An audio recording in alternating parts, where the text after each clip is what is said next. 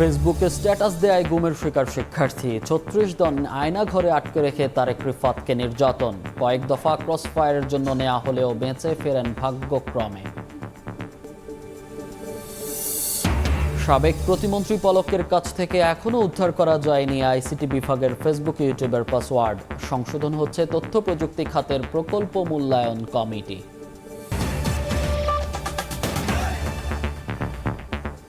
সকালের সময় সঙ্গে আছি আমি মনির হোসেন।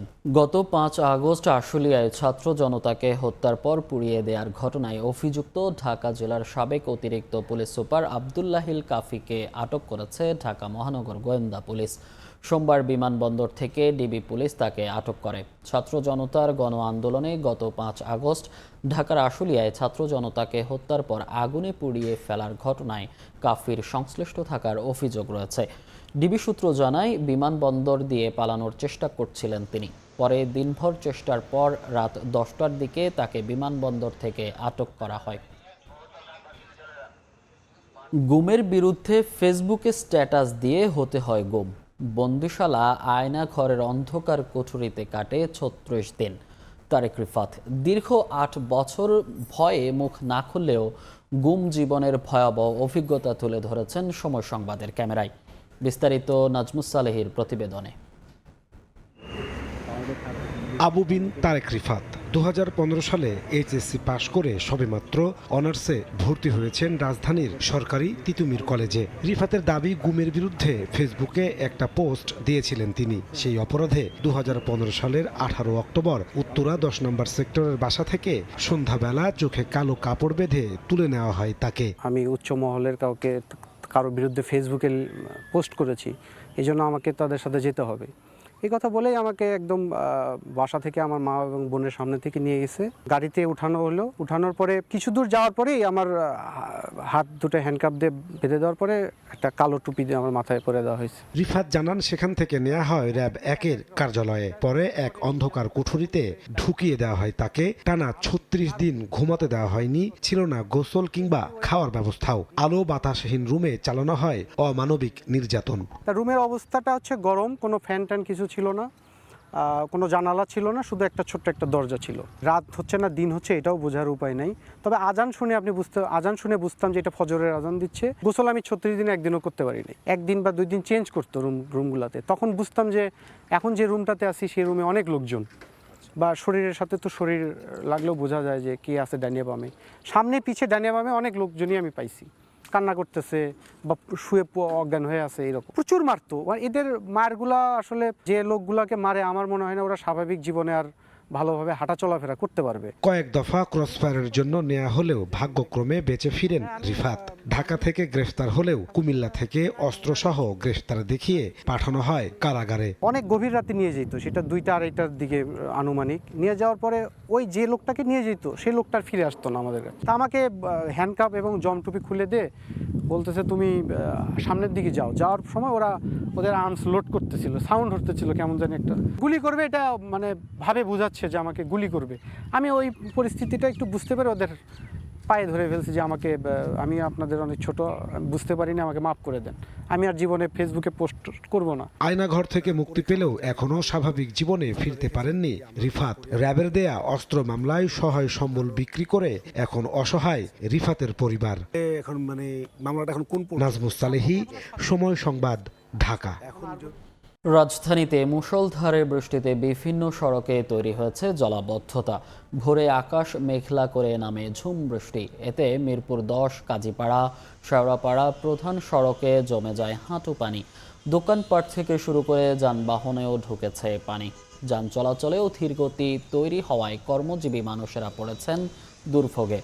আবহাওয়ার পূর্বাভাসে বলা হয়েছে, ঢাকা, ফরিদপুর, খুলনা, বরিশালের উপর দিয়ে দক্ষিণ অথবা দক্ষিণ পূর্ব দিক থেকে ঘন্টায় 60 কিলোমিটার বেগে অস্থায়ীভাবে দমকায় অথবা ঝড়ো হাওয়া সহ বৃষ্টি অথবা বজ্রসহ বৃষ্টি হবে। সমালোচনার মুখে সংশোধন করা হচ্ছে আইসিটি বিভাগের প্রকল্প মূল্যায়ন কমিটি। সচিব জানিয়েছেন, 9 থেকে 12 জনে উন্নীত করা হচ্ছে কমিটির আকার, যেখানে নতুন করে যুক্ত হচ্ছেন একজন করে প্রযুক্তি, নিরীক্ষা এবং ক্রয় বিশেষজ্ঞ। এদিকে নানাভাবে চেষ্টা করেও পলকের কাছ থেকে আইসিটি বিভাগের ফেসবুক পেজ ও ইউটিউব চ্যানেলের পাসওয়ার্ড উদ্ধার করা যায়নি। শুভ খানের রিপোর্ট। প্রায় 1114 কোটি টাকা ব্যয়ে 14 জেলায় বাস্তবায়নাধীন IT training and incubation centre প্রকল্পে পছন্দের প্রতিষ্ঠানকে কাজ দিতে আইন ভেঙে দরপত্র মূল্যায়ন কমিটির সভাপতি হওয়ার অভিযোগ ওঠে খোদ প্রকল্প পরিচালকের বিরুদ্ধে। সম্প্রতি সময় সংবাদে এ বিষয়ে প্রতিবেদন প্রকাশের পর ভেঙে দেওয়া হয় ওই কমিটি। শুধু দরপত্র নয়, হাইটেক পার্কে জমি বরাদ্দ ও বাতিল সহ নানা অনিয়ম দুর্নীতির কথা বলছেন খোদ উপদেষ্টা নাহিদ ইসলাম। ডিজিটাল থেকে স্মার্ট বাংলাদেশের প্রতিশ্রুতি দিয়ে 2010 সাল থেকে ক্ষমতাচ্যুত হওয়ার আগ পর্যন্ত আইসিটি খাতে প্রায় 29,000 কোটি টাকার প্রকল্প নেয় আওয়ামী লীগ সরকার। এসব প্রকল্পের লক্ষ্য, কার্যক্রম ও সুফল মূল্যায়নে গত 28 আগস্ট অতিরিক্ত সচিব মাহবুবুর রহমানকে আহ্বায়ক করে 9 সদস্যের মূল্যায়ন কমিটি গঠন করে তথ্য প্রযুক্তি বিভাগ। তবে কমিটিতে বাইরের কেউ না থাকায় মূল্যায়নের স্বচ্ছতা ও নিরপেক্ষতা নিয়ে শুরু হয় সমালোচনা। এরই প্রেক্ষিতে প্রযুক্তি, নিরীক্ষা এবং ক্রয় এই 3 জন বিশেষজ্ঞ কমিটিতে যুক্ত করার কথা জানালেন তথ্য প্রযুক্তি সচিব। বুয়েট বা এই ধরনের যাদের টেকনোলজি এক্সপার্ট আছে তাদের কাছ থেকে আমরা নেব।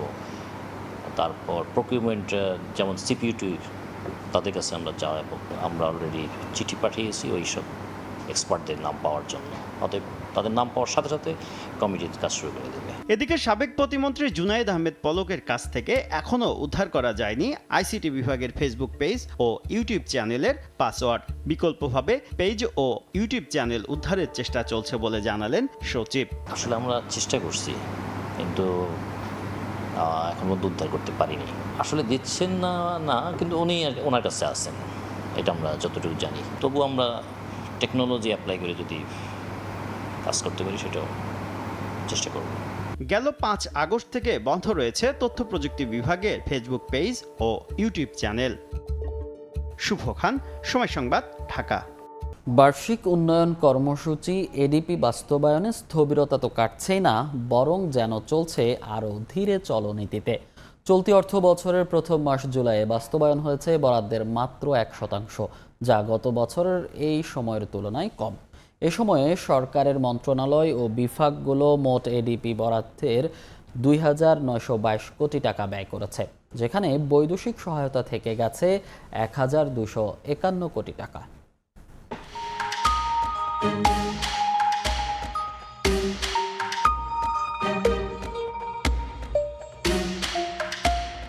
আগের অর্থ বছরের মতো এবারও কাটেনি উন্নয়ন প্রকল্প বাস্তবায়নের স্থবিরতা। চলতি অর্থ বছরের প্রথম মাস অর্থাৎ জুলাইয়ে বার্ষিক উন্নয়ন কর্মসূচি এডিপি বাস্তবায়ন হয়েছে মাত্র 1%। পরিকল্পনা মন্ত্রণালয়ের বাস্তবায়ন পরিবীক্ষণ ও মূল্যায়ন বিভাগ আইএমইডির হালনাগাদ প্রতিবেদন বলছে 2024-25 অর্থ বছরের প্রথম মাসে মোট এডিপির বরাদ্দের 2,922 কোটি টাকা ব্যয় করেছে সরকারের মন্ত্রণালয় ও বিভাগগুলো, যা মোট এডিপির বরাদ্দের মাত্র 1.05%। 2023-24 অর্থ বছরের একই সময়ে এডিপি বাস্তবায়নের হার ছিল অবশ্য এর থেকে বেশি, 1.27%। চলতি অর্থ বছরে সরকারের এডিপি বরাদ্দ দেওয়া হয়েছে 2,78,288 কোটি 90 লাখ টাকা। এডিপিতে মোট 1,352টি প্রকল্প রয়েছে। আইএমইডির তথ্য বলছে জুলাই মাসে সরকারি তহবিল থেকে ব্যয় হয়েছে 1,298 কোটি টাকা, যা সরকারের তহবিলের বরাদ্দের 0.79%। এর আগের অর্থ বছরের একই সময়ে সরকারি তহবিলের 1.27% অর্থ ব্যয় হয়েছিল। অন্যদিকে বৈদেশিক সহায়তা খাতের বরাদ্দ থেকে চলতি অর্থ বছরের জুলাই মাসে ব্যয় হয়েছে 1.25% বা 1,251 কোটি টাকা, যা আগের অর্থ বছরে ছিল 1.21%। ইয়ানুর শিফাত, সময় সংবাদ, ঢাকা। জনবল সংকটে মুখ থুবড়ে পড়েছে গাইবান্ধার বাদিয়াখালী মা ও শিশু কল্যাণ কেন্দ্রের স্বাস্থ্যসেবা। চিকিৎসক সহ 11টি পদের বিপরীতে কর্মরত মাত্র একজন আয়া ও একজন পরিবার কল্যাণ পরিদর্শক। এ কারণে রোগীদের হতাশ হয়ে ফিরতে হয় বেশিরভাগ সময়। আতাউল হক সাগরের ছবিতে বিপ্লব ইসলামের রিপোর্ট। হাসপাতাল প্রাঙ্গণ পরিণত হয়েছে গোচারণভূমিতে। অব্যবহৃত স্থাপনায় জন্ম নিয়েছে আগাছা। 1966 সালে গাইবান্ধা সদর উপজেলার বাদিয়াখালী ইউনিয়নে নির্মাণ করা হয় 10 সজ্জার মা ও শিশু কল্যাণ কেন্দ্র। তৎকালীন নিয়োগ করা হয় 2 জন চিকিৎসক সহ বিভিন্ন পদে 11 জন কর্মকর্তা কর্মচারী। এরপর জনবল কমতে থাকলে বর্তমানে 2 জন আয়া ও 1 জন পরিবার কল্যাণ পরিদর্শিকা দিয়ে চলছে কার্যক্রম। আবার দায়িত্বরত পরিবার কল্যাণ পরিদর্শিকা 2টি ইউনিয়নের অতিরিক্ত দায়িত্বে থাকায় অফিস করেন সপ্তাহে 2 দিন। স্টাফ কোয়ার্টার ভবন সহ অন্যান্য অবকাঠামো অযত্নে নষ্ট হচ্ছে। জনবল সংকটে রোগী ভর্তি বন্ধ দীর্ঘদিন। বহির্বিভাগে রোগীদের ফিরতে হয় হতাশ হয়ে। সম্প্রতি হাসপাতালটিতে জনবল নিয়োগ দিয়ে পূর্ণাঙ্গ চালুর দাবিতে বিভিন্ন কর্মসূচি পালন করেছেন এলাকাবাসী। এত সুন্দর একটা স্থাপনা, মা ও শিশু কেন্দ্র, সেবা কেন্দ্র, সেটাতে আমরা নিতে পারি না। মানুষ যেভাবে ইচ্ছা সেভাবে আসে এখানে ঘোরাফেরা করে। বাউন্ডারিটা ভাঙ্গা চতুর্পাশে। এখানে ইমার্জেন্সি কেবিন আছে, এগুলো আগে যে অবস্থায় পড়ে আছে। এখানকার সরঞ্জাম যেগুলো ওগুলো নাই। আমরা স্টাফ 11 জন থাকার কথা ছিল, আমরা 3 জন আছি এখানে। স্যার বলছে সরকার নিয়োগ না দিলে আমাদেরও কোনো কিছু ক্ষমতা নাই। জনবল সমাধানে বিষয়টি নিয়ে ঊর্ধ্বতন কর্তৃপক্ষের সঙ্গে আলোচনা চলছে বলে জানান পরিবার পরিকল্পনা বিভাগের উপপরিচালক। এই যে এত ব্যাপক জনবল প্লাস চরের মধ্যে আমরা সবগুলো বিস্তারিত ওখানে ধরেছি যে চরের মানুষের যাতে সেবা পায়, সেক্ষেত্রে ওখানে আপনার আলাদাভাবে যদি কোনো জনবল বা ওইরকম অবকাঠামো সৃষ্টি করা যায়, এবং এই যে নতুন আমাদের মহিমাগঞ্জ 10 সজ্জা বিশিষ্ট মা ও শিশু কল্যাণ কেন্দ্র অলরেডি নির্মিত হয়ে গেছে কিন্তু হস্তান্তর হয়নি, ওইখানে আমরা কোথায় জনবল পাবো সেটা মানে ওইটা পাহারা দেওয়ার জন্য আমাদের কিন্তু এখন মানুষ। স্বাস্থ্য বিভাগের তথ্যমতে বাদিয়াখালী মা ও শিশু কল্যাণ কেন্দ্রে প্রতিদিন গড়ে 100 থেকে 150 জন রোগী প্রাথমিক চিকিৎসা ও ওষুধ নেন। বিপ্লব ইসলাম, সময় সংবাদ, গাইবান্ধা।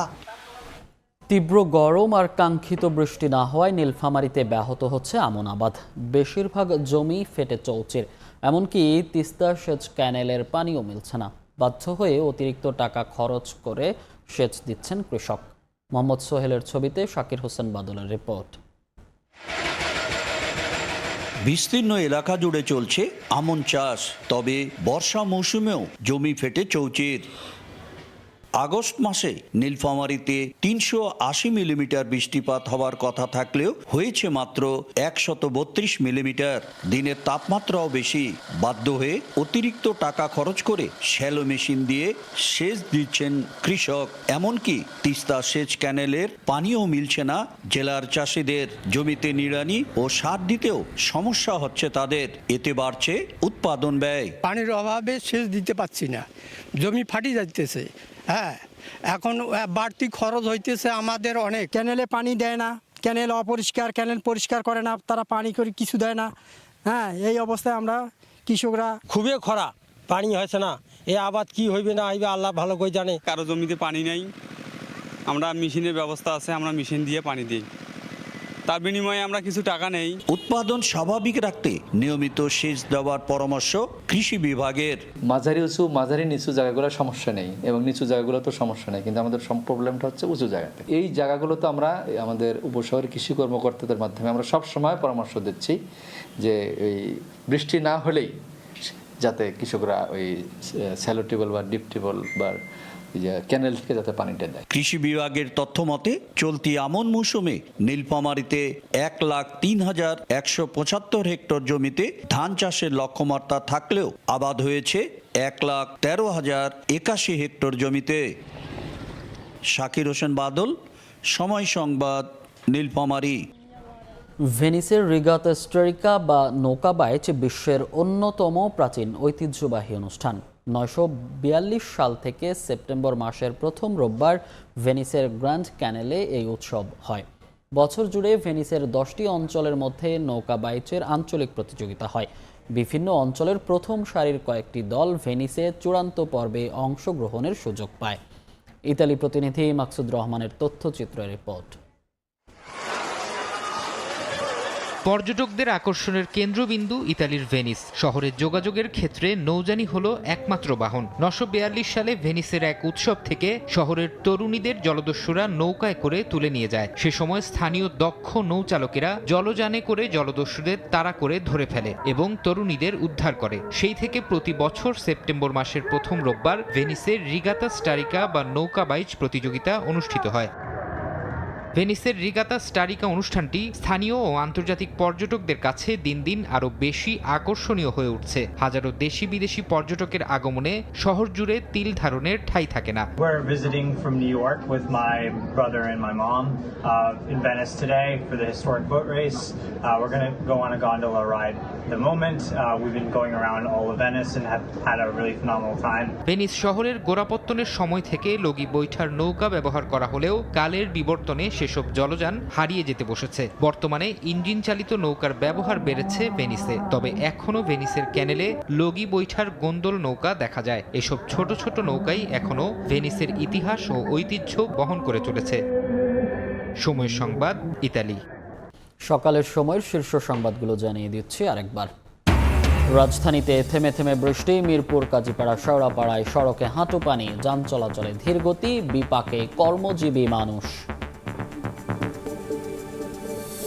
এবং ফেসবুকে স্ট্যাটাস দেয় গুমের শিকার শিক্ষার্থী, ৩৬ দিন আয়না ঘরে আটকে রেখে তারেক রিফাতকে নির্যাতন, কয়েক দফা ক্রসফায়ারের জন্য নেওয়া হলেও বেঁচে ফেরেন ভাগ্যক্রমে।